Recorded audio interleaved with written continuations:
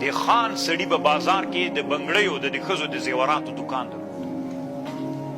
نو بیا د ده خان یو مزدور نیولی و، کور ته به یې زنانه ورته اوبه راوړلې. یو ورځ دا مزدور 40 کاله وایي د مزدور اوبه راوړلې. یو ورځ یې چې اوبه راوړلې چې دا اوبه یې له خره نه کته کول یا دی، نو دا د ښځې لاس یې داسې وسکونډه، موږ سکونډل ورته وایي، دا څه ورته خو داسې یې که دا ښځی دی.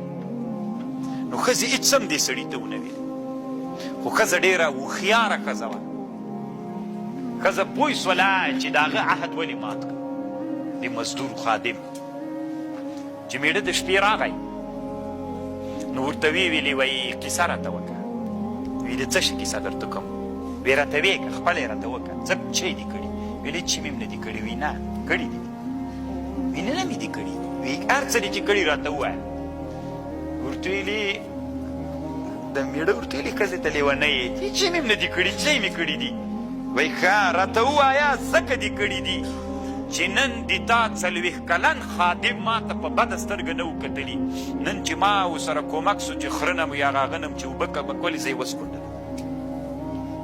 دا د عهد مات کړی، دلته د عهد مات سو.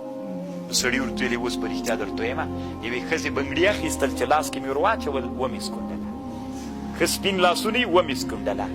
عهد مات سو که نه؟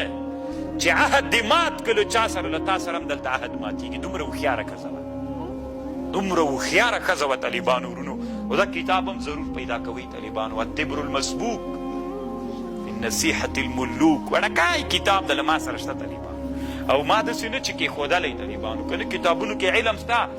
کله کله یو ورځ یو ملا چاته ویلي وي دا پوښتنه به له ده نه ووایي، ما ویلي چې دا پوښتنه به له ده نه وکړو، دی ډېر کتابونه لري. زه یې ښودلم، داسې مه وایه ګوګو ډېر کتابونه لري، داسې وایي چې ملا هم کتابونه، خو کتابخانې هم ولم لري که نه، دا غرور دومره ده. یو وارې پوښتنه رانه کوي، بیا وایي ډېر کتابونه لري، کتابونه پسې مې همداسې ستړې تېره کړې ده، همدومره قرباني مې ورته کړې ده. کتابخانې والا نه ورته پوښتنه وکړې دا مسله چې د پلار مې درته ووایي، له ما نه ډېر کتابونه لري. تعبیر سم کوه، ښه مې ورته ویلې طالبانو ورونو. هو نو دا کتابونه ډېر لري، دا خو کتابونه خو کتابفروش والا هم ډېر لري.